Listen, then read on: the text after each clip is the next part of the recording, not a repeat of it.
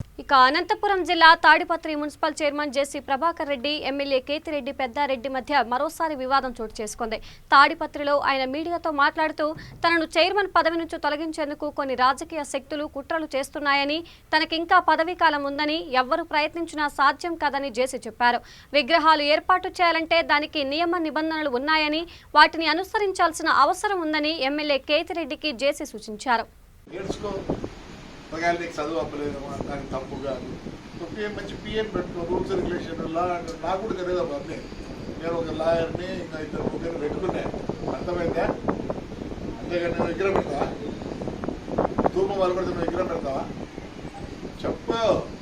ధూపం పలకొడతావు, నువ్వు విగ్రహం పెడతావా? ఈ విగ్రహం స్టాప్ చేయాలంటే ఎప్పుడు నీకు ఓపిక ఉంది, ఎప్పుడు తప్పే ఉంది. మీ అన్న ఎమ్మెల్యే, నువ్వు ఎమ్మెల్యే, నీ కుమారుడు ఎమ్మెల్యే,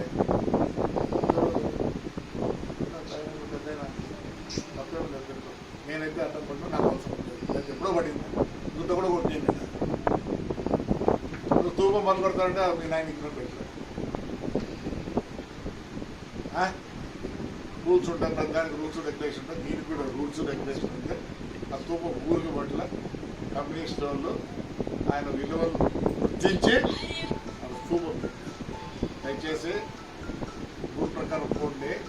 నీకు కౌన్సిలర్ కావాలంటే నేనే పంపిస్తా, కౌన్సిలర్నే హాయిగా పెట్టదు, కానీ కష్టాలు పెట్టద్దు. నీకు కావాల్సిన కౌన్సిలర్ కదా, ఎవరైనా కావాలి చెప్పు, ఎంతమంది కావాలి చెప్పు, చెప్పు పెడతా.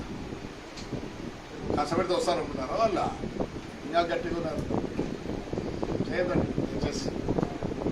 అంతేగానే నేను ఎవరికి అగ్నెస్ట్ కాదు. ఇప్పుడు చెప్పు, రూల్ ప్రకారం పోతుంటే నీ అప్పుడు నువ్వు ఆడ ప్రొక్లేర్ పెడతాడు, నేను విడిగు. కానీ నువ్వు